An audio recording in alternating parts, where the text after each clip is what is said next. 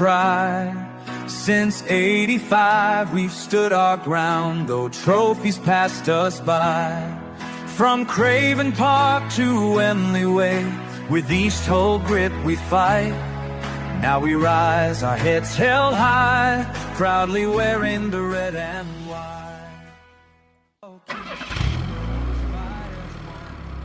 The Robin Pod is powered by Budget Tyres Auto Centre. Make them your first and only choice for a vast array of vehicle services. They are a reputable East Hull-based car specialist and dedicated to providing quality services at reasonable prices. And don't forget, they are trusted by the players, club officials and supporters of Hull Kingston Rovers. Find them at 146 Leeds Road and ask them about the exclusive discount they offer Hull KR Rovers Forever members. Welcome back to the Robin Pod Weekly, the podcast made by Robins for Robins. And what a weekend it was. Hull KR got the job done against our bitter rivals, Hull FC. And the city of Hull is red once again. We'll relive all the best moments from the derby day and soak up that sweet, sweet victory. But the season doesn't stop there, does it? Because next up, it's Wakefield. And we'll take a look ahead at what's to come as the Robins look to wrap up the League Leaders' Shield for the very first time in Super League history. We've also got the brilliant Robins Revisited lined up with Steve Till sharing his stories and memories.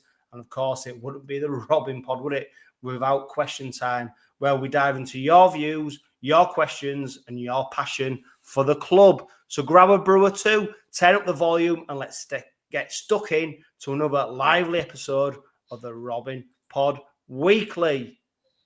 Good evening, gentlemen. Welcome to the Robin Pod. Good evening, Jono. Good evening, Gary. Evening, James. Now, James, I've had the pleasure of meeting you plenty of times. But Gary, after the game on Sunday, I got to meet you for the very first time. You was in a rush because, of course, you got such a long journey home. Just tell us, remind us how long that journey home is. Yeah, it's 270 miles each way. So it's about, I got home about, I actually picked somebody up. Oh, really? Do you want to talk about that on the Robin Pod, or is that no, I picked somebody up on the way. I dropped somebody off. I've dropped one of my, he's in the Navy, and I drop him off in Southampton, near where I live, and I had to wait for him. But I got home we got to our village it was about 10 to 11, something like that. Yeah, wow. But it's so worth it. It's great. Yeah, well, I'll tell you what, if you're getting home that quick, Gary, you're either you've got a jet plane, or I'm going to notify the local constabularies to make sure there's a flying rocket going down the M1. Downhill, isn't it? It's downhill. No, but it's a pleasure, Gary, and I couldn't understand fully why he was in the rush to get home. I'll tell you what, James, let's reflect on Derby Day. It was a game that, for me, wasn't the best game of rugby league that I've ever seen. I thought it was, if I'm really honest, I thought it was a pretty drab game. The scoreline, of course, was the most important factor in that, and, of course, bragging rights. But I think we put bragging rights to bed a long time ago. I think that result is 6 in a row now. You know, it's almost become, I don't know, I feel like Hull need to get another rival, you know, like Gould, they're up and coming. Maybe that's where they should look for their derby, because at the moment, you know, we're far superior. We did get dragged down into their game. And the only credit I will give to them on this podcast this evening is they did a good job at bringing us down to their level. And I think I'll leave it there for that one. Good result in the end, but it wasn't a great game, was it, James? No, it wasn't. I think obviously it's always great to get a win over that lot. You know, even like I say, it's six on the bounce now, but it never gets boring. But yeah, it was a really very touchy game. I think, you know, like I said, we ended up being dragged down to their level.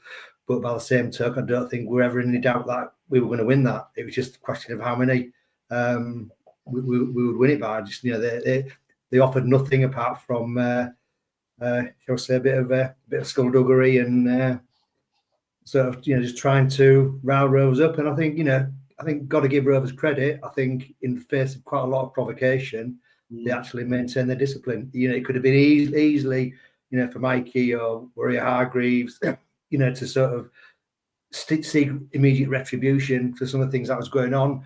But full credit to them, they didn't, and they just basically stuck to the game plan and just let them that lot show what they're really like.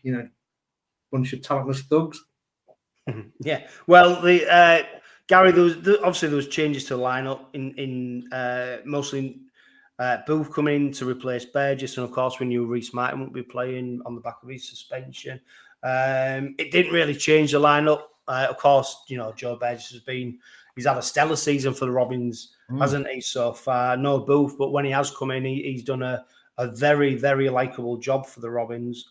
So in terms of the lineup, and what was really interesting as well is the 10 minutes before kickoff, and then probably the opening 10 minutes of the game, the intensity was, the crowd was loud.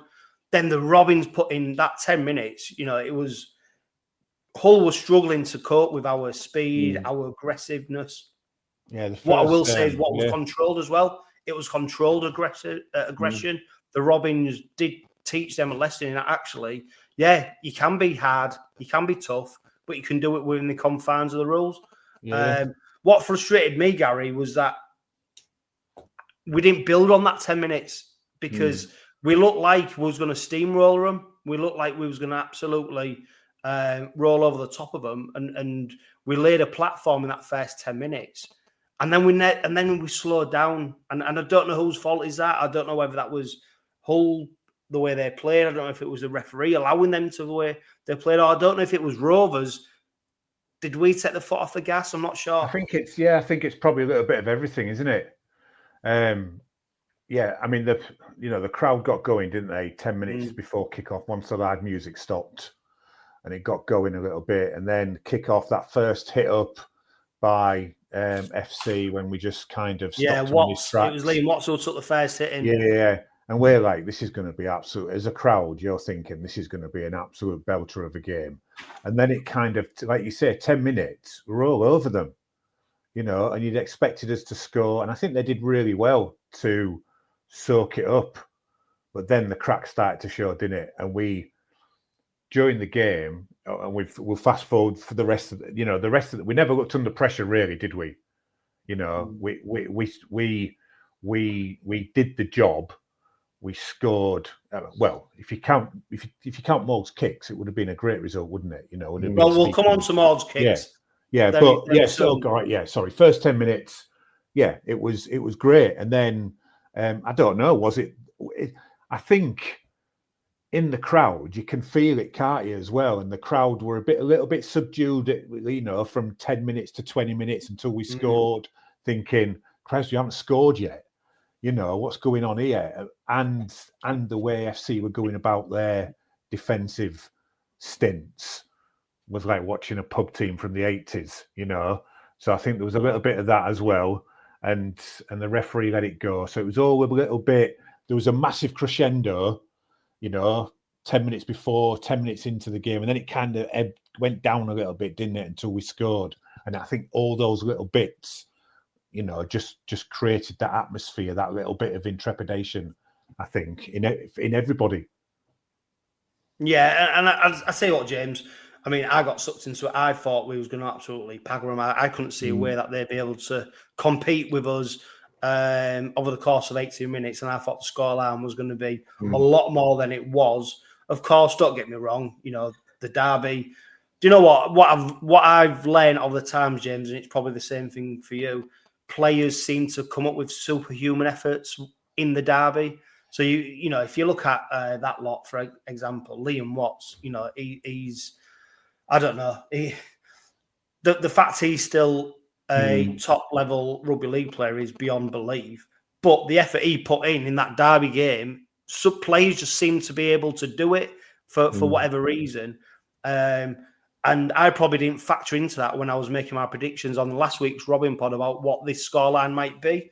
Because there's no doubt some of them players for that lot are absolutely bang average, but they seem to front up more than they might have done normally, which was a huge frustration.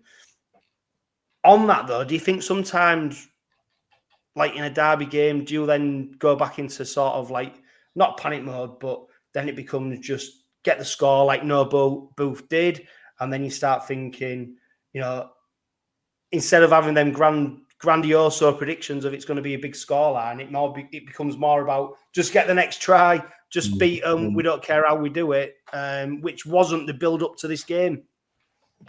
No, it wasn't. I think I saw quite a few of the predictions online that people were saying, and I thought it's just not going to be like that because it is a derby. And I know we've had a few blowouts scores against them in the last sort of couple of years or so, but it's very rare that you'll get one that where it does. You do get taken away from it. I just thought it was going to be very tight. I thought probably 2012 or something like that.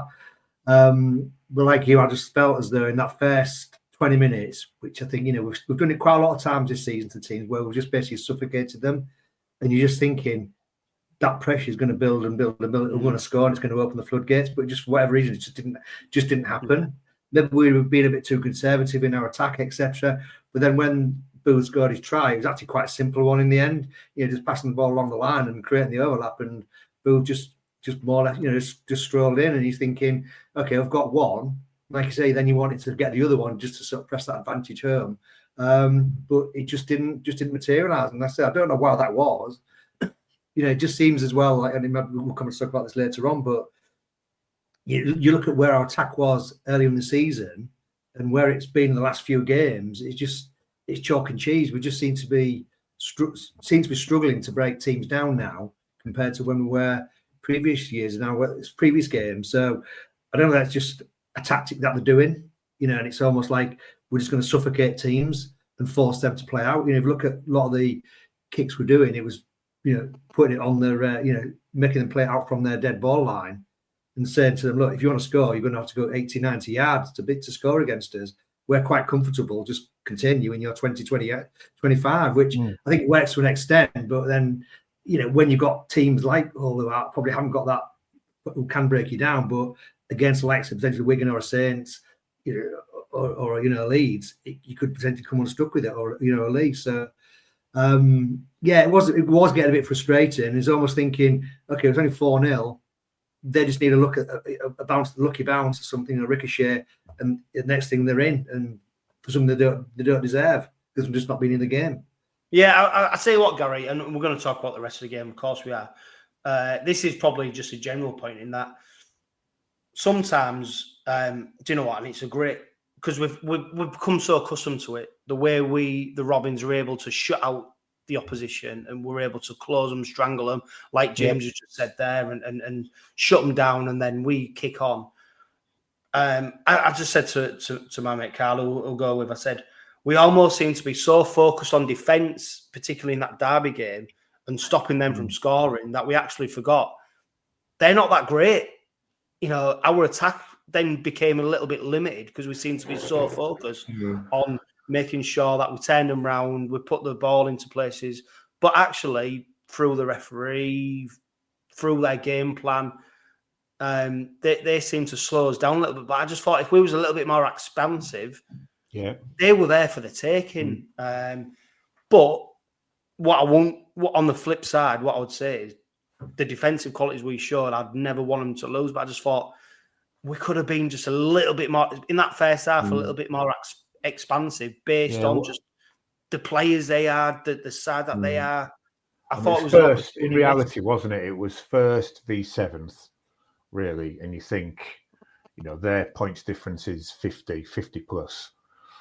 I'm just looking at the last 6 games here, the last 6 derbies, and we've only nilled them once in the last 6. And then the points differences have all been 14, 16, 14, 24 for one of them and 22 for another one. So 14 to 20 points is about a good difference. And I totally get what you're saying about we should have just kicked them all over the pitch, shouldn't we? Kept them in the corners, forced that error, and then just gone in literally every 3rd or 4th set of 6.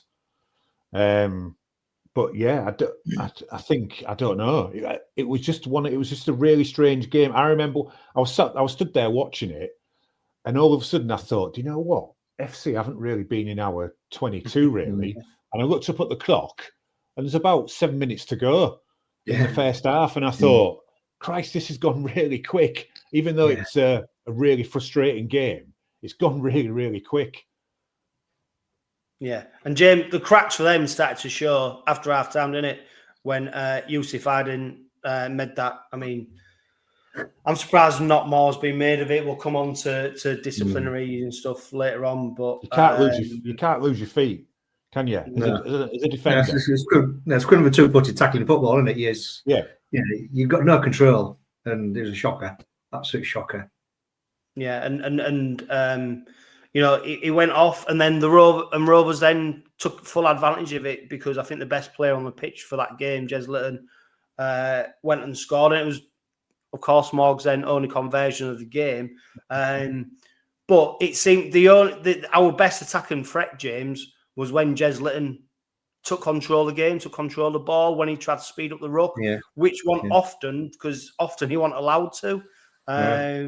Normal games, in inverted commas, of Super League, there's no doubt that that game would have been a lot quicker. I think the fact it was a whole derby allowed the referee, give him a bit of an artistic license to referee it a little bit differently, because the speed that we normally play the game at, and in particular 𝗪𝗏𝗏𝗏, who is now coming to the fore in terms of his position, in terms of being the best hooker in Super League, the best English hooker in Super League.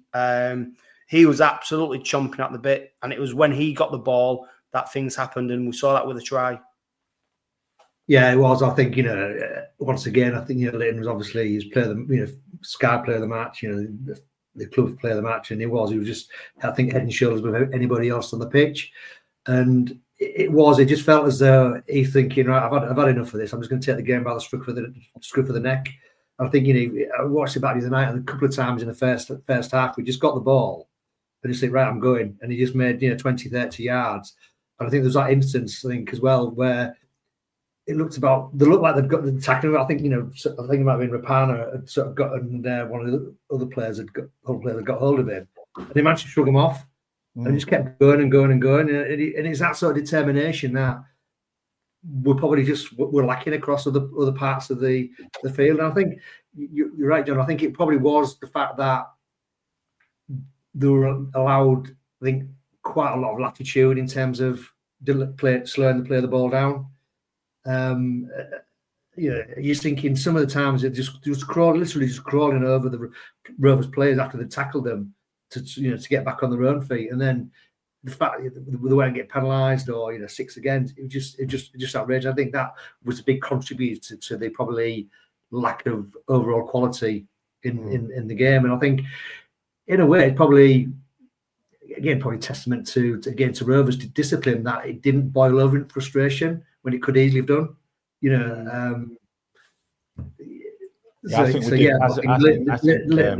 Superb. Yeah, I think Gary. I mean, we need to talk about it, because I was struggling to think of a game where I've seen the amount of laying on, interference with a play, the ball, bodies just being allowed to lay on, not only being laid on, players then being able to just flop themselves out the way, players being able to stand over the ball, and it wasn't just one-offs. No, it was just consistent. It was niggly. You saw Hull players putting their arms under the ball to make sure that the Robins couldn't play it quick, and it was just constant. And I was in the East End, just like you was, Gary, as you was, Jay, and you could understand people's frustrations, because the game was slowed down to the point where it became, well, when you put on YouTube or on TV, you can slow it down a little bit. That's what the game became like, because everything just became so tiresome. It became such an effort for the Rovers players to get up to play the ball, and it was obvious. What frustrated me the most was, Gary, was the fact that the Rovers players were making such a point of they wanted to get up and play. Yeah. It was such an obvious gameplay, wasn't it? From all of the FC players. They'd obviously been told, this is how we're going to slow the game down, slow it down as much as you can. It then becomes a refereeing issue, doesn't it? Because he's got to manage that as the player in the middle. And likewise, these two officials as well have got to recognise something's going on. They just run up and down the pitch for as far as I'm concerned for that game. I think you can tell some of the FC players were a little bit, and we're all Rovers fans, and we look at it with a little bit through rose-tinted spectacles, I suppose. But Rapana's never on side, Caesar's never on side because they know they're just going to get done. And there's one stage when Borough actually just sat down on someone after the tackle. Everybody else is getting up, and he just seemed to kind of sit down, and you're like, what is going on here? It was. Yeah. I've commented on any. I've told anybody who wants to listen to me. There's not many down here that want to listen to me, but it was the worst. Dog. Yeah, me and my dog. It was the worst defensive play I've seen from a Super League team for a while. It was terrible to watch. Yeah, and it wasn't a great watch. We saw, of course, James 𝗪𝗪𝗀𝗀 sin-binned. Like I said, we're going to talk about disciplinary. The consequence of that sin binning is that the fact that 𝗪𝗪𝗀𝗀 was then not punished further. Really, he got what? He got point for the back. Yeah, no games to serve. I mean, if you listen to certain people in this city, you thought he'd have cut somebody's head off. You've thought that, yeah. But the independent judiciary panel ruled that it was, it wasn't legal, but it wasn't as bad as what people made out. And the pleasing fact as well as James is that the Robins capitalised during that time, and I think that's when the game was then put to bed when Jack Broadbent went in to score. And the interesting part of that try is the discipline shown by a rival player to create a gap for Jack Broadbent to then go one-on-one with Kemp, a player who's much smaller in stature and is no competition to Jack Broadbent whatsoever. He went and scored the try. Great delight to the Robins. But the game at that point was getting tetchy much more, wasn't it? It was getting a bit, people starting to throw things about, arms around, arms flailing, trying to go in for that extra tackle. When they had 3 men in a tackle, you saw a fourth man running in, targeting the ribs. You started to see stuff that didn't necessarily need to take place. But I was very, very pleased when Jack Broadbent went in for that try. Yeah, it was. It was good. And I think, just again, when I was watching it back, the look on 𝗪𝗂𝗍𝗲𝗀𝗀's face when he realised that what was happening, the gap he'd created by faffing around with Wakey and allowing Broadbent to go and score. It was just absolutely priceless. And it just shows great awareness from Jack Broadbent as well. It was to be fair. It was to be fair. You look at it and they didn't look anything on, and they just looked up, and then he sees Wakey and 𝗪𝗂𝗍𝗲 having 𝗪𝗂𝗍𝗲 having a sort of a set to, and then I think I'm going to take this, and like I say, but Kemp wasn't going to stop him from there. So it was pretty smart move, and just I think just deserves for their the way they were starting to sort of mess around even more. It just I think what it did as well, didn't it? It relaxed the crowd a bit. Yeah. And that's when we kind of started to think, this is it now. That's it. We can relax a little bit, and the singing started up again properly, and it became a proper kind of Hull derby from a fan's perspective, I suppose, rather than just being a little bit tetchy and a little bit kind of worried what was going to take place. What I've noticed, Gary, and this is over a long number of years, we're quite a nervous crowd, aren't we? And don't forget as well, this season sort of uncharted territory. I think, Not for everyone. A lot of, there'll be a number of people who've been watching Rovers for the best part of 40, 50 years. So winning a league title, for example, or in new, but there's a lot of people where, who are watching the Robins right now, where until the trophy's lifted, until the shield's lifted, it's not done, is it? So you can understand there is a nervousness in the crowd amongst people, and that manifests itself in games as well. Until the game's won, there's a nervousness. Even it's down to everything, isn't it? So a little bit, I think on Sunday, it's a Sunday game. which is very rare, isn't it? You know, we usually finish work and it's a Friday night or a Thursday night, or most of us are at church. Yeah, whatever, doing brass rubbings and stuff. Yeah. It was the live music, I think, detracted a little bit, from the build up a little bit. They could have changed that a little bit. All we do seem to be doing, though, isn't it? Is talking about the bad points of the day a little bit. That red smoke didn't really help. The wind was blowing around a little bit too much, which is all right. The performance on the pitch was a win. It was great.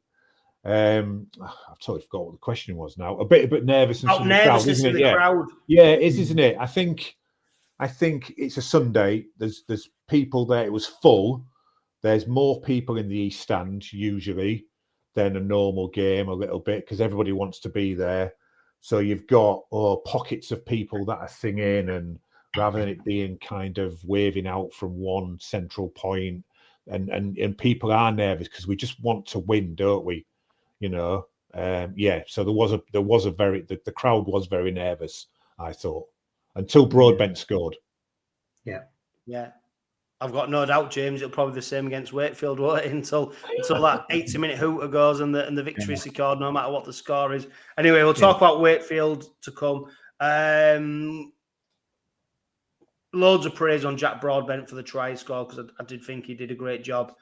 I don't think he covered himself in glory, though, about how he covered Rapiner for their try.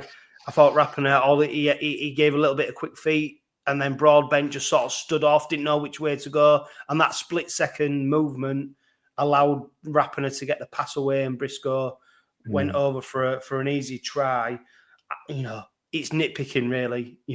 When we're talking about Gary's right, we're talking about a few negatives. In reality, it was a great day for Rovers, but you've got to be subject. And I thought that was just maybe a bit of a weakness for Broadbent there. Yeah, Oh, sorry. Yeah. Go on, James. You go first. James. It was. I think he could say he got, and then obviously no Booth had to come. Felt as though he had to go into to sort of cover, and then that created the space for Briscoe. So it's obviously always nice to nil somebody, but especially when they've got a free breakfast. Exactly, I know. Yeah. Nibbles had probably got the extra order in, haven't they, for Monday? So obviously disappointed in that on that score, but it was a bit of a disappointment, but because really, that, as I said earlier, they hadn't really threatened us all game. And they hadn't even looked, apart from about 2 minutes before half time when Hardy could knocked on. That was it, really. Yeah, I need to do more. Tom Briscoe loves a try against us, doesn't he? He absolutely loves us. So I need to see him. Tom Davis, Gary. Talking about that, but can I just mention one thing about that? I think Broadbent was between a rock and a hard place there, really, because Rapiner usually does step inside, doesn't he?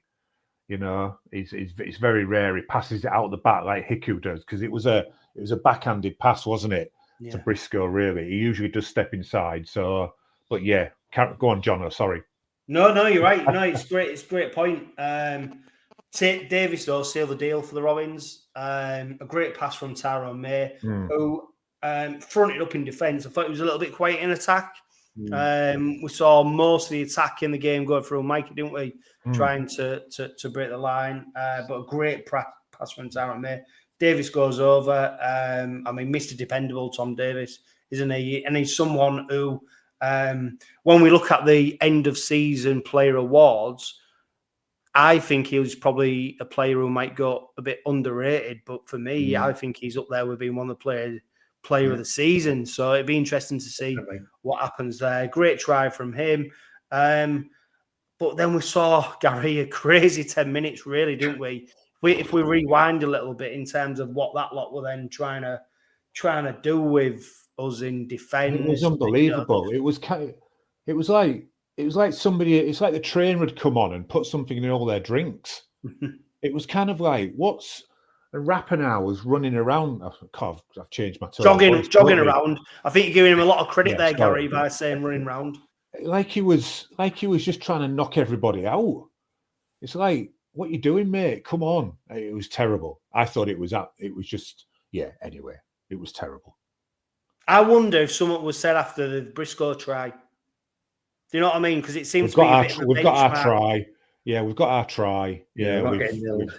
Yeah, we're not getting, potentially. But, James, I mean, some of the, and a lot of it, it's not even the stuff that was then picked up on, but the aggressiveness then just went up a level, didn't it? And what I noticed as well, there seemed to be an intent on Mikey Lewis as well to try and get some kind of reaction, because, and then we saw Ashworth doing what's now led to a 7-game ban, which 40 is points. 40 points, 40 disciplinary points. Totally deserved. But in reality, James, it was so necessary, wasn't it, as well? Yeah, about 2 minutes to go. What was the point of doing that? And I think you're right. I think they were trying to round Mikey, get a reaction out of him. And as I said in the podcast, he didn't rise to it, which is testament to him. But what the hell was the point of what Ashworth did? The game was dead; it wasn't going anywhere. And I think the disappointing thing was that the referee didn't see it. I mean, perhaps he was on the blind side of it. The video ref clearly didn't see it. The toucher didn't see it. The only time it was mentioned was on because it was picked up on Sky. Yeah. Do you know what the greatest irony would have been? Do you know what the greatest irony would have been? Is so if Mikey Lewis had laid on the floor. Yeah, it'd have been 𝗫𝗂𝗃𝗃, yeah. And this is now becoming a bigger point because so if Michael Lewis had done that, he'd have got so much stick for milking. And do you know what? The vitriol, the absolute abuse that Mikey Lewis now from not just supporters or in inverted commas supporters of our biggest rivals, but across Super League is unparalleled for the last few years. Salford have been fined, haven't they? Yeah, for singing about Mikey Lewis. Yeah. And I cannot think of a player in recent memory. When I say recent memory, the last 5 years, because there's always been players who have got, and I don't want to, extend the point too far, but it's unbelievable the amount of people who came out in support of Ashworth's elbow. Ashworth's elbow for saying that, well, he deserves it. Why does Mikey Lewis deserve it? Because he goes around the pitch and he winds people up and he does this and he does that. Oh, yeah, so he does deserve a broken cheekbone then. He does deserve having his nose smashed in. Are you for real? It's absolutely unbelievable. And this isn't me with rose-tinted Rover spectacles on. It's just a young kid playing the game at a level where he's trying to get as much out of the game as he can and doing it for the best for his side. And there's no way that you can applaud what Ashworth did. You can support it. It's just absolutely and when unbelievable what's happening at the moment. And when you ask these fans who comment on various forums about whether they'd like Mikey Lewis in their team, they all go a little bit quiet or they just kind of go no. And you're like, really? You wouldn't like the Man of Steel, Challenge Cup winner, Challenge Cup kick winner, probably League Leaders Shield lifter-upper. This lifter-upper, listen to me. Lifter-upper, I'll tell you what, that's a phrase, that, isn't it? Lifter-upper. I like that. I'll coin that one. Yeah, it's... Anyway, I think I commented on, and again, anybody who wants to listen to me, I think I said something along the lines of, is it the first time a team has got more disciplinary points than they have actual points on the pitch in a game? Because I think they've ended up with something like 56 disciplinary points this weekend. Yeah. And then somebody said, no, it was Garcia did it against when we played Catalans, because he got more points. He got about 12 points, didn't he? I think when we beat them at our ground last time.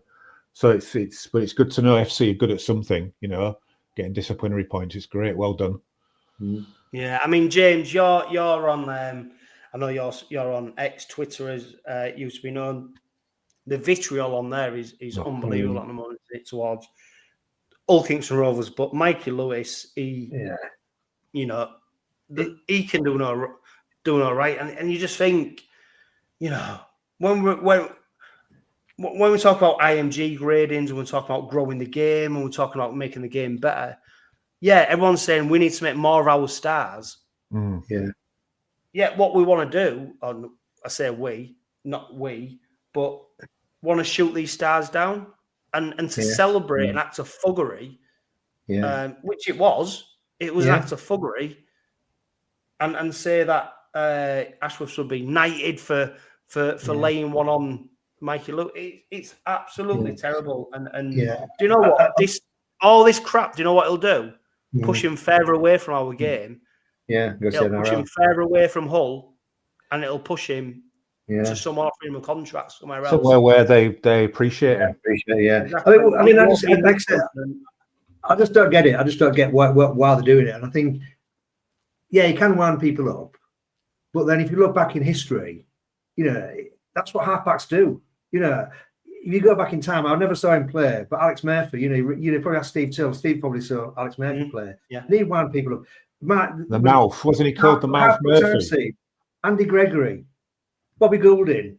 God, they wind up merchants. And opposition fans got on the back of them, but obviously it was before the age of social media and everything. But I don't know, it's absolutely staggering. And they're just thinking, it's just unbelievable. And just Mikey should just do his talking on the pitch. Yeah, which he did on Sunday, didn't he? It was. I think it was very good on Sunday. I think he's been quite mature, wasn't it? Quite a mature performance, I thought. Yeah, it's been coached, hasn't he, to try and stay. Yeah. He calls it his blue zone, doesn't he?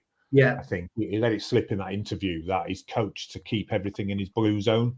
Yeah. Because when he gets in his red zone, he gets a bit more gobby and a bit more arrogant and stuff, which is what he used to be like, 2 or 3 seasons ago, or 1 or 2 seasons ago. And he's been coached to stay in that blue zone because then he'll have a performance like he had on Sunday where he's getting absolutely laid into, isn't he, by the crowd and the opposition, but he's performing, and he knows how to turn that into a great performance on the pitch. I think he did very well. Yeah. I did notice he, towards the end of the game, he did become a bit desperate to score in front of there. Yeah, I know. Yeah. There's a few times where I thought you could have passed it out there, and he wanted to cut inside. But to be fair, he has been quite successful at that over the course of the season. And it comes off as great, isn't it? He has brought the defence and he has scored. Yeah. And I thought he was probably more desperate than ever because don't forget he was getting absolute dog's abuse from them. And the biggest frustration is particularly about Mikey is when he went nearly the full length of the pitch and scored the try. Obviously got the knock. Just prior to that, he's been getting absolute dog's abuse, and it was them poetic moments didn't quite come off. But I tell you what, Mikey Lewis, he's found a home with us, and we've embraced him, and we love him. And if everybody hates him, well, that's their problem, isn't it? Because let's remember he scored the winning kick in the cup final, didn't he? Yeah, and nobody in red and white will ever forget that, will they? That was a game. 18 points to 4. Not a derby, Gary, that'll live long in the memory, probably in the grand scheme of things. It did cement 6 in a row. It did cement our place as the top dogs of rugby league in Hull. The city is firmly red and white. It'll be a long time, I think, before they even get 2 points, let alone. Hey, and we got another trophy. And we got another trophy. And I tell you what was a really nice, we talked about Ches Litton earlier. What was a really nice moment, if anyone's watched Robins on the inside, is when Ches Litton was walking into the ground, Craven Park, and he saw Rosalind, which was Clive Sullivan's, is Clive Sullivan's wife, and he saw Clive Sullivan's daughter, and the little interaction between them, and he asked how they're doing, and just that moment there is really heartwarming, as was the moment when we saw the 29 minutes when we saw the applause for Ben Pearson. His son was in the East Stand. I saw him down right at the front, and the fact he went to go on the pitch and then do the trophy, and he interacted with the players.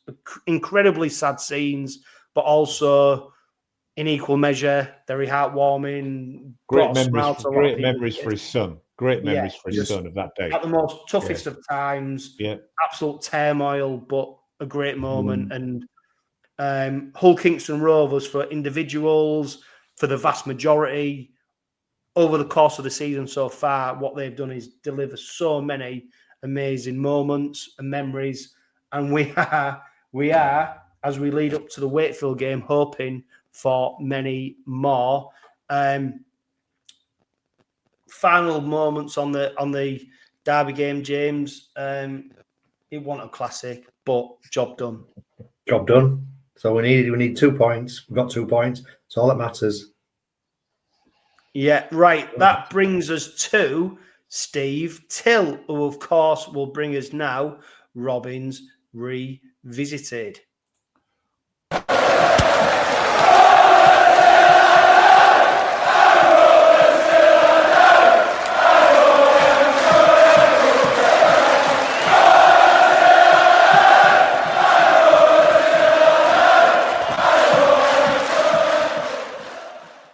We'll go back to 1974 in a tournament that no longer exists, Yorkshire Cup final of 1974. Rovers had just been promoted. They'd been relegated the year before and just been promoted back to Division 1 and managed to get to the Yorkshire Cup final. Actually, the semi-final, we had to go to a replay. They beat Bradford 5-3 at Craven Park. There was only 4,000. I'm going to mention this now. There was only 4,047 there. And people think they go back to the 70s that there were big crowds and the game was thriving. It wasn't. As I say, Rovers only got 4,047. And in the first match at Odsall, there was only 2,942. And equally, Wakefield played that lot at the Boulevard, and there was only 4,200 there. So the crowds nowadays are much, much bigger overall in the game than they ever were in the 70s. But anyway, that's digressing. The Rovers team featured the Aussie fullback Bob Smithies. Bob was a guy from the Illawarra district, club called 𝗪𝗪, but he was a really popular fullback for Rovers in those days. And we also had Clive Sullivan, Bernard Watson, and the Rugby League's all-time leading point scorer, former Trinity stalwart Neil Fox. Roger captained the team while Trinity's captain was Mick Morgan, and Mick Morgan is grandfather to our own Noah Booth. So there you go, some links there. Yeah. The first half was a tight affair. Wakefield took a 7-5 lead into the dressing room. A try by winger David Smith and 2 Terry Crook goals were answered by a Bernard Watson try, goal by Neil Fox.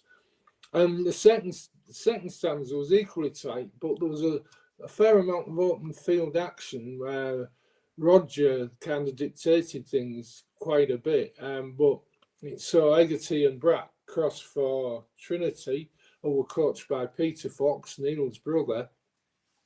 But 3 Rovers tries, Jed Dunn, George Kirkpatrick and another from Watson, converted by Fox, ensured that Rovers took the trophy home. And not only that trophy, but Roger Millward landed the White Rose Trophy for man of the match. And it was a really good performance and a good day. The crowd, though, again, I'll talk about the crowd. The Yorkshire Cup final, less than 6,000 there at Headingley. So that proves that the game, whilst in those days, if you were a supporter of the game, it was great. But, the game nowadays is watched by many more people. Although I think saying that this weekend, I don't know how many will watch Huddersfield and Salford. But, good win for Rovers. And the next year they went to Headingley again when they had to play Leeds, and they got beat 8-7. But that was a game where the game was played. It was a Leeds home game, even though it was a Yorkshire Cup final. So a good performance, and we won the Yorkshire Cup a few times, and I think that was probably the last time we actually did win it.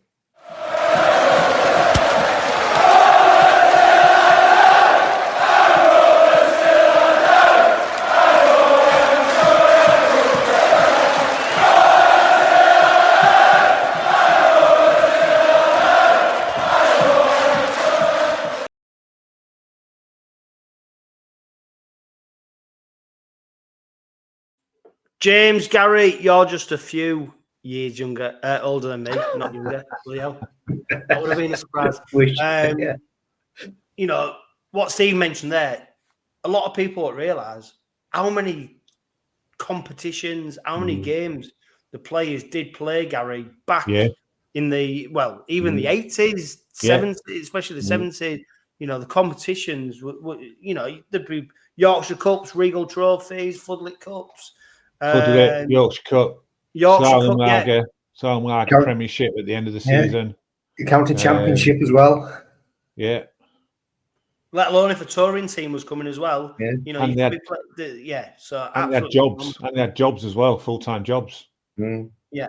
So and this is why on the last Robin pod we mentioned about comparing the double winning side of the 80s to potentially the double winning side of the 2000. You know, it's so uncomparable, isn't it? Because the era is just so different. But I'm sure that conversation will be had at some point. Wakefield up next Saturday. We know what's in front of us, James. It is 2 points guarantees the league leaders shield for the Robins. It'll be the first time that they've ever won it in the Super League history. You know, for us, it's an absolute monumental occasion for them to do it. I'm not having these people who downplay the league leaders shield. No. It's a shield. It's a trophy. It's a competition in its own right. Don't forget the playoffs is a separate competition between the top. Yeah. It's a separate competition. Yeah. So the League Leader Shield is a competition. It's the team that's performed the best throughout the course of the season. So it's not to be sniffed at. And I want to win it. And I want 2 points against Wakefield. And the good news is, on the injury front, we're expecting potentially Oliver Gildart to be back. Yeah. Sauso Su's in contention. Joe Burgess is in contention. Things are looking rosy potentially heading into that Wakefield game. But we know, of course, it's going to be a tough encounter because we've seen what Wakefield have done to the Robins previously this season. So it ain't going to be easy. And they want to cement 6, don't they? They want to cement. Go on, James. You go first, James. Sorry. It is. I think I think obviously we had our first away game of the season was at Wakefield, and it was a really tough encounter because we knew they recruited well this season. I think full credit to them and full credit to 𝗪𝗪 for the squad he's got together and the way they played together. And you got someone like Mike McMeekin, just being absolutely fantastic all season. And even Mason Lino has been sort of had a pretty good shot this season as well. And I think, it's going to be tough. I think they'll be absolutely wanting to get back on that horse, having been beaten by Castleford. I think they probably had beaten Castleford as being a banker, and to put a bit of daylight between them and our neighbours. They'll be wanting to come out and get the 2 points out there need to get into the playoffs, but secondly to spoil our party. And I think it's going to be a really tough game. So the fact that we've got players coming back, I think, is good. I think a stat on that Sky put up on Sunday's game that we've only used 25 players this season, which is the lowest in Super League, which is again testament to the consistency we've had, and we've been able to sort of maintain a very strong team all the way through. And I think perhaps been an occasion where we're probably maybe thinking, Willie Peters might want to rest some players, but it doesn't seem to be in his DNA to do that. He just wants to play, the best team he's got available. I think it's going to be a very, very tough game on Saturday night, and it should be good, really, really enjoyable. Hopefully. Yeah, I mean, Gary, there's been some talk in certain quarters, haven't they, about resting players. Is this the game to rest certain players? And is this, we talked about disciplinary points, all that kind of thing. But what it seems very, very clear is that Willie Peters. Hey, hang on. This is a game to win the League Leaders Shield. I cannot imagine Willie Peters, the strongest side possible. Players want to play, don't they? Will be playing on Saturday. Players want to play. He's listen. Willie Peters, hasn't he? This season, he's not put a foot wrong, has he? You know, and James, you just said 25 players over the whole season. That's real testament to the strength and conditioning squad, isn't it? Absolutely. You know, the team that's keeping these players fit and healthy, out of media, etc., etc. You know, doing all the right things behind the scenes, with Willie Peters as the pinnacle, as the man standing on top of the mountain directing it all. We've not put a foot wrong. Personally, if it was me, you play your strongest team and show the rest of the league what you can do. Yeah, I've got no doubt whatsoever that strongest side. And to be fair, when you then factor in Oliver Gildart, could be playing 𝗪𝗪𝗀. I mean, don't get me wrong, there's a question mark. And as we bring you the Robin Pod right now, the 21-man squad hasn't been announced, but the early indications are Oliver Gildart's going to be included, 𝗪𝗪𝗀, Joe Burgess is going to be included, and they're going to be given to the last opportunity to prove that they are fit to play. So when you factor in them three players, apart from Mickey McAlorum and Reece Martin, that's basically your starting. That is your first 13, isn't it? 13, 15, 17, yeah. So, you know, and the fact that Reece Martin's got to come back, he's only on suspension. McAlorum, I mean, well, he shouldn't have played the Challenge Cup final, so we don't know what, we don't know what's going to happen with him come the playoffs, do we?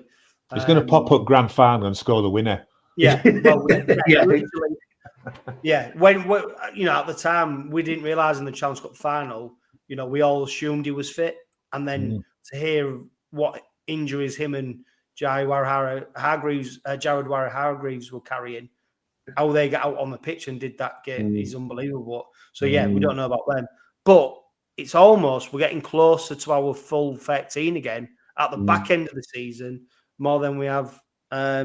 So yeah, it's great to see that they could be in contention. But also, James, if they don't play, I'm not that worried either, because I feel like we've got enough. No, we should. You know, we've got enough. And you say you just look. You don't think, okay, if you're going to if Gildart's going to play, where does he play? Because you sort of say it's actually hard to say to prove a case, to say a case actually going to rest Jack Broadbent, because Jack Broadbent's been superb. So then you move him to fullback to give Arthur Morgan a rest. But again, I thought Morgan was very, apart from his kicking on Sunday, I thought he was really good. I'll tell you what, you know what? I didn't cover it in the first part, James. Arthur Morgan's kicking, I didn't realise just how windy it was. In the wind, The wind, like when I was stood in the East Stand and that first kick. I thought, yeah. I mean, to be fair, I thought he would get that first kick. But then when you realise, when you saw how windy it was out there, there is mitigation for them missed kicks. Maybe not the first one, but the rest of them. And really, you know, maybe every time we play the derby at our place, it's either bright sunshine, glorious, or it's windy, and it seems to be, you know, we seem to have. Well, that's Craven Park, isn't it? We have no indication, do we? We have no indication in the ground. When you stood in the East Stand, as an example, we have no indication in the ground where the wind's coming from, because there's no flags around. You know, we don't have the little flags on top of the goalposts, and we don't have a flag on top of the Roger Millward stand. We don't have a flag there, so we have no indication really. And when it rained just before kickoff, it was literally just coming down like stair rods, wasn't it? It wasn't moving, it wasn't going across the pitch or anything like that. But when you look at the replays on the telly, you can see the wind, really. Yeah. Anyway, apologies, James. I cut you off in to more about the wind. Yeah, and just saying, you know, you then say, well, actually, where does Gildart play? And it's almost like saying, okay, maybe what we'll do, maybe what Peter's do is keep with what he's got for the Wakefield game, get the league leader shield sorted, and then potentially rest a few for the Warrington game. You know, and just sort of get some minutes into some of these players for coming up for the playoffs. Because then obviously in the Warrington game, to be fair, James, when we play Warrington, I'm thinking of putting my hand up because I think I was going to say, we could play our academy, couldn't we? Yeah, that thing we don't have. I think we could. I tell you what, the club could maybe do a raffle. Do you know what I mean? Yeah, get probably still win. Yeah, because the way their season's tailed off is absolutely unbelievable. But that Wakefield. I mean, the thing is, Gary, as erratic as Wakefield have been, they also have done well. Don't forget, this is their first season back in Super League. They have pulled off some good victories. Mm-hmm. They've done well against Rovers at certain time. I don't know how to read that defeat against Castleford, because in one sense, I'm thinking, well, actually, that shows us Wakefield aren't that great. But then as well, a wounded beast when they've been had the pride hair and are they going to want to come back and then show what they can do under it's a sellout crowd on Saturday. The expectations on Rovers to win, sometimes when you're the wounded animal, you're a bit more dangerous. So I don't know how to see this Wakefield side because they have been inconsistent during the Super League season so far. Yeah, they're definitely mid-table mediocrity is probably a little bit harsh on them. They're still there's two spaces left out there, 2 places left. Hull FC, it's either going to be Hull FC or Wakefield, the Sharks or the Wildcats, as I like to call them. I don't know. To be fair, I think we'll. No, I do know. No, I don't know. My heart tells me we'll walk all over them, and it'll be another 24 points difference game. Quite easily, especially if those three players come back. I think we'll probably do another suffocation for the first 20 minutes, and then just show them what we've got. And that's what I'm hoping anyway. I'm hoping the round 2, where we just beat them by 2 points, was just a one-off. Yeah, you'd take it though, wouldn't you, James? Oh yeah, I'll take it. Sorry. I'll definitely take a 2-point win. Yeah, and I think it's interesting. You look back. I'd take a half-point win if you could get it. Yeah, I think it's interesting. You look back on that beginning of the season, those first 2 rounds. We won in Golden Point against Castleford, then 2 points against Wakefield, and that night against Wakefield, we weren't very good at all. Wakefield very unlucky not to get a win, not to beat us that night. And I think it's probably round start from we play Salford round 3 when we actually started to click. And that's the only thing. That's one of the. I was going to say about the Salford game, James. I think that's the first. I think that was Salford's strongest side. It was, yeah. We're talking about that walking out and saying, they had likes of McDonald, Laffey, Sneed, Hill, and we still put all those top players, and we managed to nil them. So anyway, that's for a different podcast. That's for a different time. Yeah, and we played them 6 times this season, apparently, according to other teams. At least. We played Salford and Castleford 6 times, and we played. It's the worst Super League ever. Yeah. But no, I mean it's going to be really interesting what happens on Saturday, isn't it, Gary? Because there is so much riding on this game, and we do have that safety net in. Don't get me wrong. I mean, we're going to have to lose 2 games, and not only are we going to have to lose 2 games, we're going to have to get pummeled in both games, and also rely on Wigan winning. So, but it'd be nice just to secure it on Saturday. It's done. We can go into that Warrington against Warrington. With the league leaders. A absolutely fantastic achievement. Warrington, I mean, that's another thing, Gary.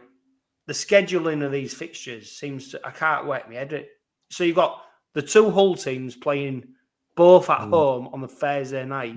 Bearing in mind, they've set them fixtures if Rovers get beat and that lot still there's still a bit of jeopardy there, isn't there? Yeah, there's so many permutations, aren't there? Yeah. Also, who wants to watch the team lift the league leaders shield at 10 o'clock on a Thursday night? Kind of thing. Do you know what I mean? Like, it's a party, it's a celebration. We want to be enjoying it, and I feel like it's been dumbed down a little bit don't get me wrong. I'd quite happily see him lift the league leader shield at 3 o'clock in the morning in the middle of nowhere, Tuesday. if that's what it meant. But it's not the spectacle that it deserves, I feel. No, and I'm a bit like you, John. I think the league leaders shield is the one to win because it's proven you're the best team over 27 rounds. 27 rounds, and the grand final, as much as it is a great event, isn't it, at Old Trafford? It's just you're the best of the top of the end competition at the end of the season. We've been top of the league since round 5, haven't we? I think. And everybody's been chasing us, and and it's been great. I think the scheduling, I think they just bung that in on a Thursday night because it'll be the game to watch. Everybody wants to watch a team winning the cup.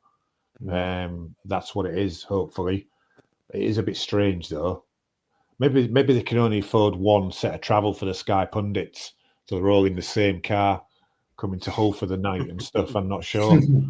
I don't know. Well, I tell you what, we will. One of the favourite jokes I've seen is I'm only mentioning it because I don't like to mention them that lot on the Robin pod. But as soon as we played in the derbies, a question that was put out to a Dull FC fan, it was, "What's the closest you ever been to the league leadership, winning the league leader shield?" 5 miles. 5 miles. I think that was my favourite. Anyway, right. We always aim to do the Robin pod in an hour, and of course, we're already at the hour mark. So we are going to go straight into.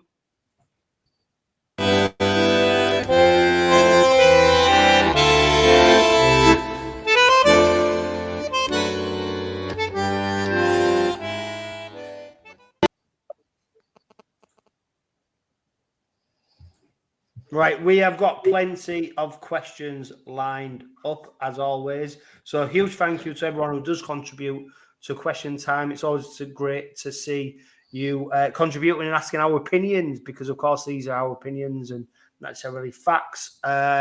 If we head over to Facebook first, I'll direct them at either you, James, or you, Gary. Andrew Lockyer, he says, James, how will Willie Peters line us up in the playoff semi-final if we have a clean bill of health and no suspensions, considering Gildart, Martin, Sue, and maybe even Mickey Mack maybe in the fold for selection? But my main question is, can you pay on the gate? He's gone out there.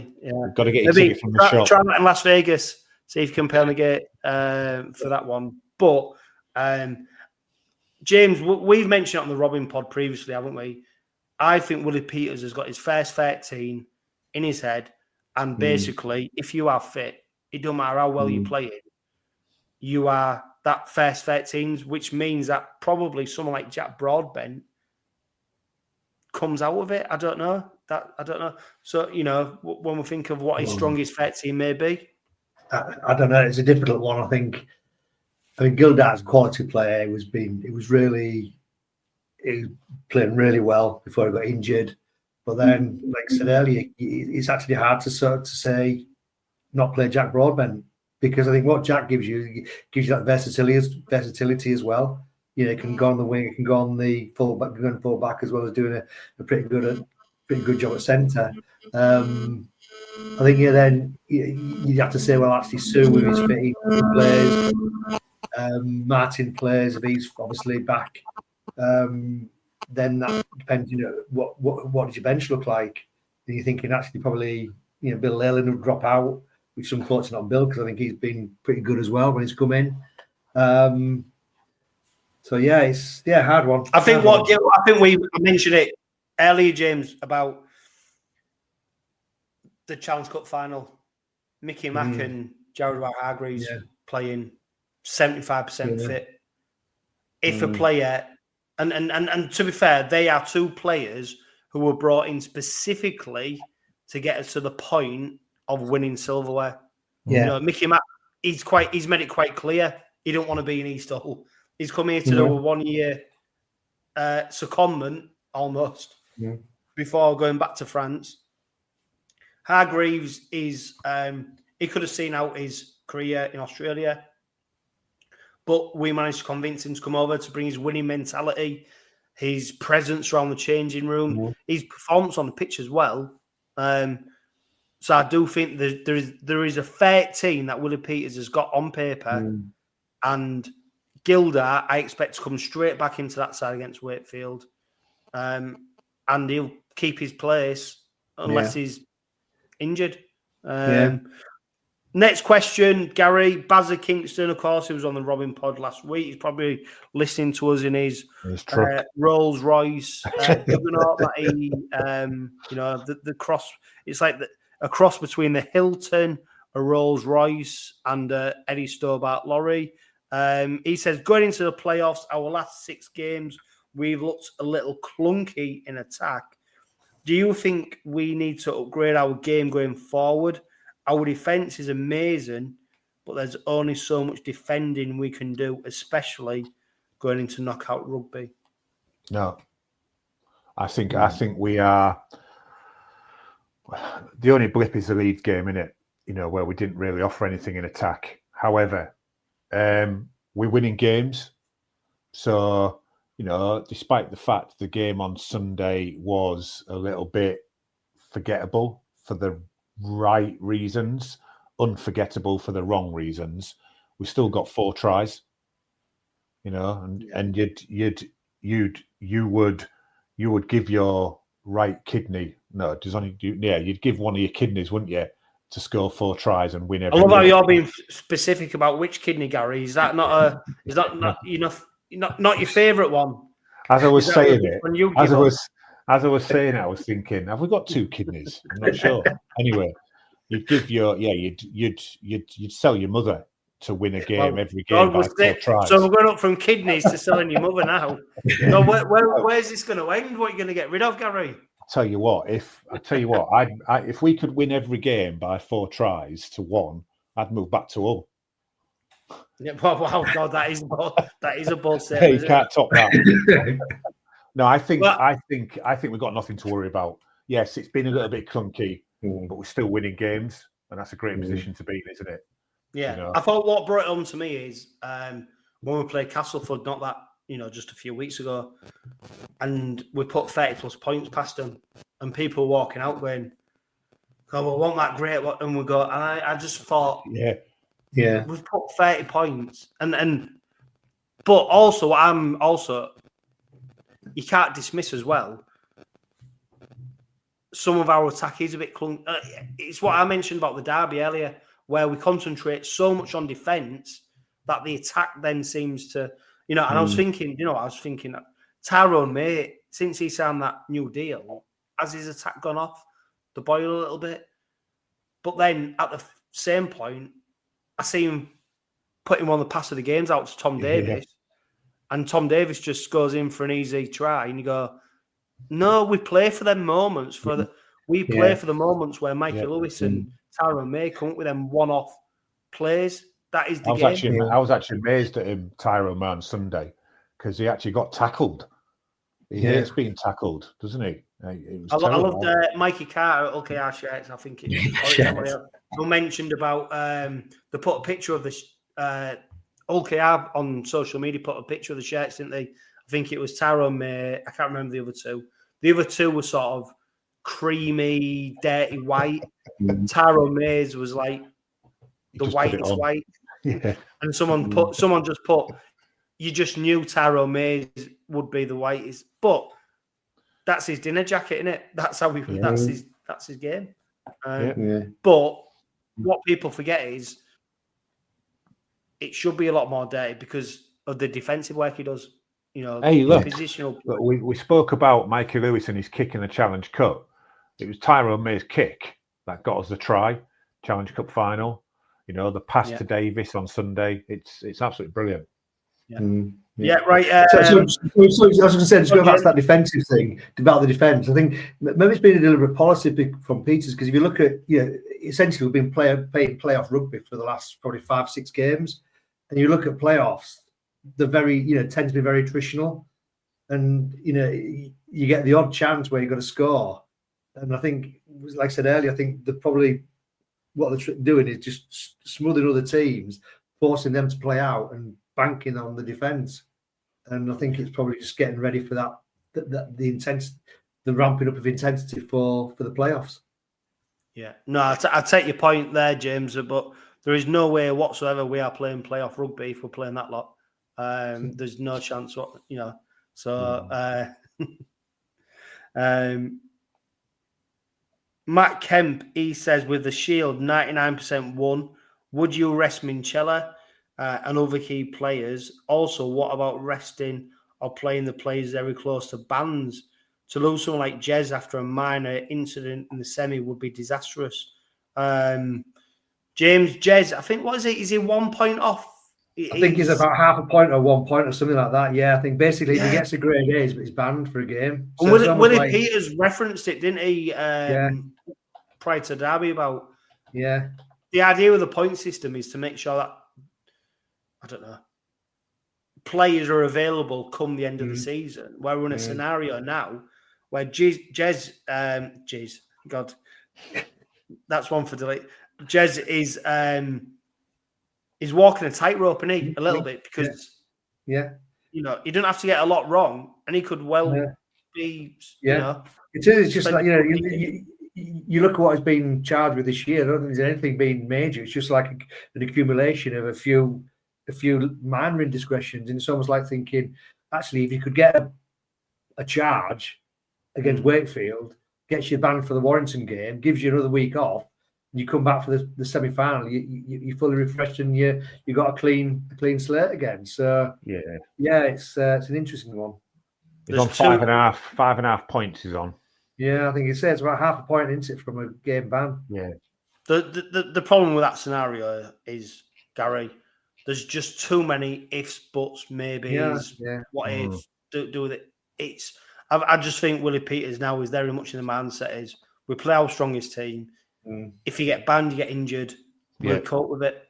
Yeah, JWH is on 1 point away from a 2-match ban.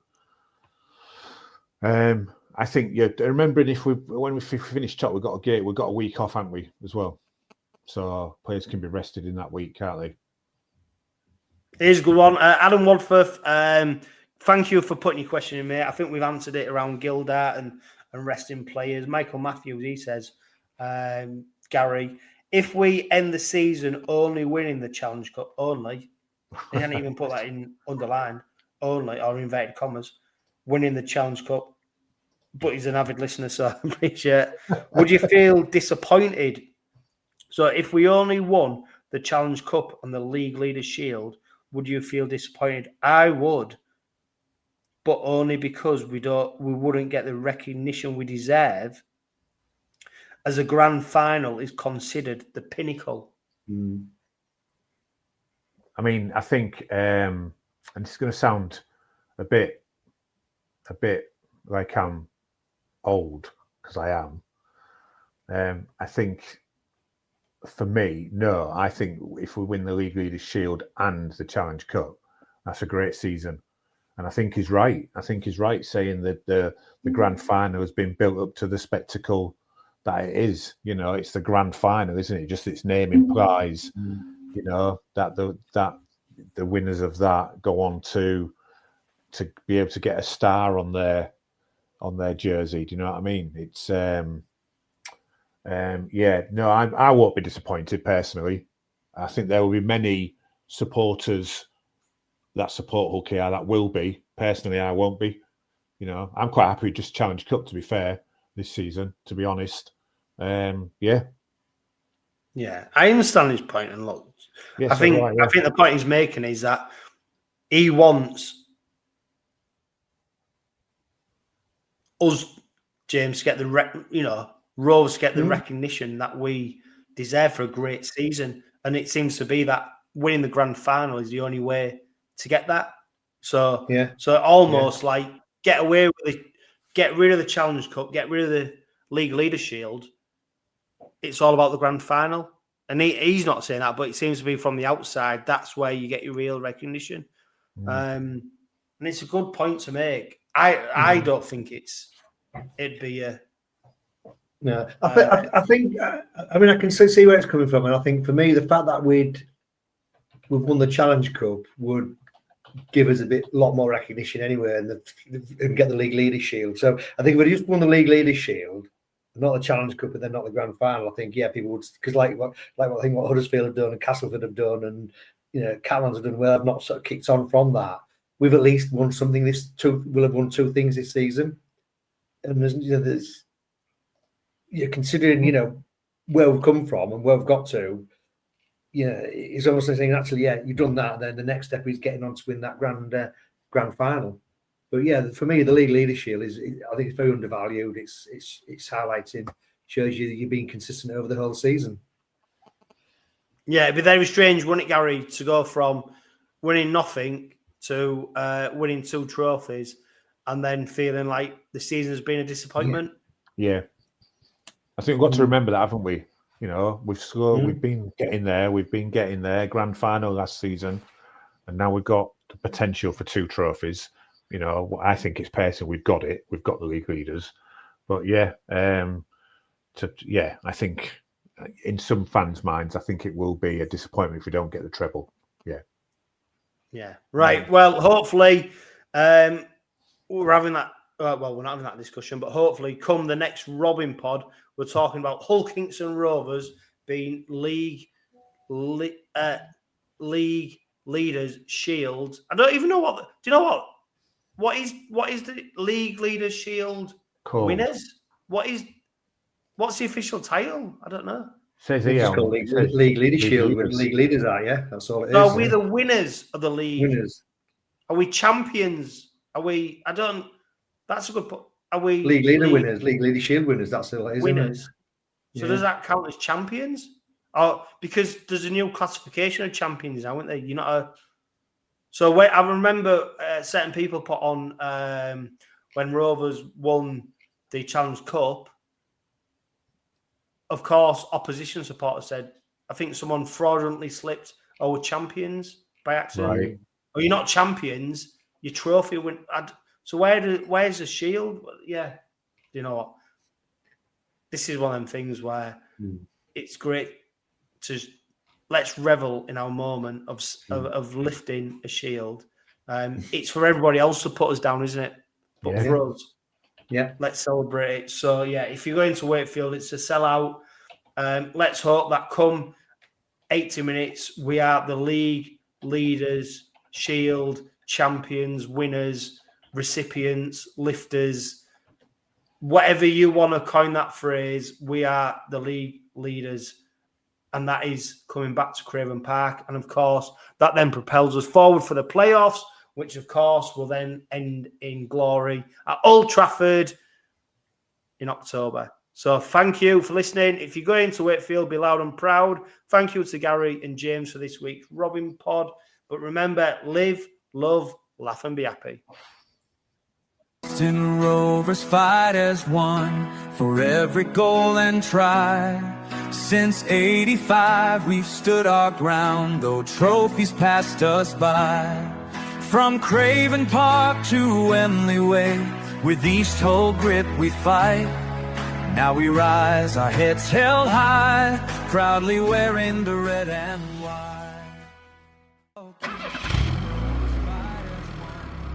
The Robin Pod is powered by Budget Tyres Auto Centre.